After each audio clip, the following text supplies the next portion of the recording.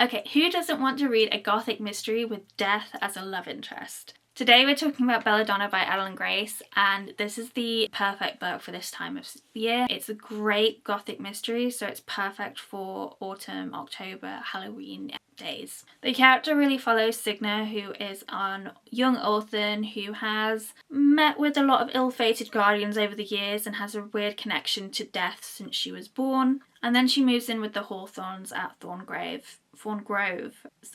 and she becomes embroiled in kind of uncovering the truth about why death keeps following her and the truth behind her aunt's death and why death is her kind of guide and greatest challenge, basically. I'd say Signa is a really complex protagonist. She's kind of grown up in death's shadow. She doesn't quite know what's happening to her. She really has a vulnerability, but also kind of the stubbornness to figure out what's going on. I do find that sometimes she falls into a damsel in distress trope. She often needs a man to come and save her, which I don't think is really fair, because I think she probably could have helped herself a lot of the times. And I also think that the kind of romantic entanglements with Death and Silas throughout the book do kind of get in the way of her getting answers, but that's the reason why they're there, kind of. Death itself is always a fascinating character in any book where they're actually a character. He's been with Signa since she was an infant, which I found quite weird. I did find the romance to be really compelling, but I also found it quite unsettling, as he'd basically followed her since birth and now they're becoming some kind of romantic entanglement. I just don't find it easy to read. Death also has quite a predatory and jealous nature around Signa, believing that she is his, making him more of a creepy figure than if it was just kind of a skeleton with a scythe. And whilst the chemistry is really undeniable throughout the book, the power imbalance kind of made me a little bit iffy and wished that maybe it wasn't going to happen, but whatever. And then we had Silas, who's kind of the human love interest. He brings on this kind of roguish figure and is really more of a foil to Death than a decent character in his own right. I didn't particularly like how he kind of fell back on some stereotypes into the story, but he had a snarky attitude,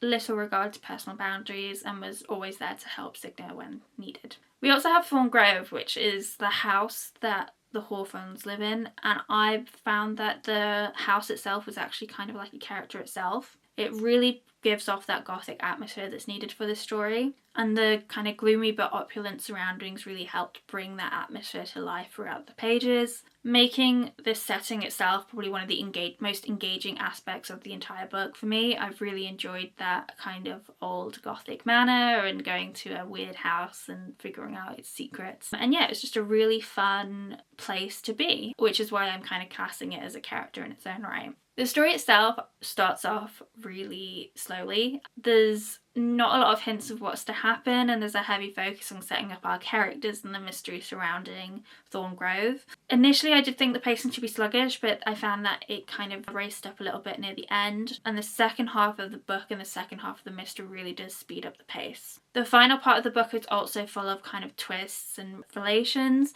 and the kind of mysteries are starting to become uncovered and more things are happening, which is really enjoyable to read. I would say the ending actually redeems itself with a slow pace at the beginning. Like many fantasy books, you kind of do need that setup, but I really enjoyed that it kind of led you to a really good ending and climax. And the book also sets itself up for a sequel, which I've not read yet, but I've heard such great things about already as well, and I'm hoping to see more gothic fantasy around as well. The writing itself is really descriptive. Like I said, the house feels like a character of its own just from the atmosphere, and all of the characters are written in this very eerie way as well. The only issue with the writing is sometimes there's a very repetitive nature, which kind of pulls you out of the atmosphere a little bit, especially when the repetitions are based on the appearances of the characters. The quirks kind of pulled me out a little bit, but generally the atmospheric part of the house and the location really kept me going and really helped keep me engaged. Overall, I really enjoyed the book. The book had a lot of gothic mystery elements throughout, which I really enjoyed reading, and the kind of dark romance and the hint of the supernatural, whilst not being a complete high fantasy, was really enjoyable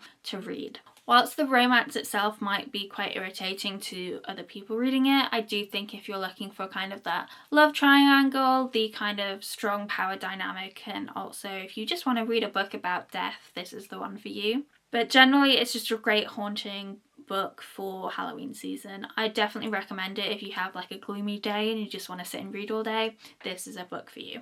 So yeah, as always, if you've already read Belladonna, tell me what you think of it. I enjoyed most of it. The biggest issue for me was definitely kind of the death romance, just because I didn't enjoy the fact that she knew him as a child and he had followed her entire life. But other than that, I really enjoyed the actual storyline. The mystery and Grove as a place is just beautiful. I'd love to see more of it in a sequel. And yeah, I can't wait to hear what you guys think as well.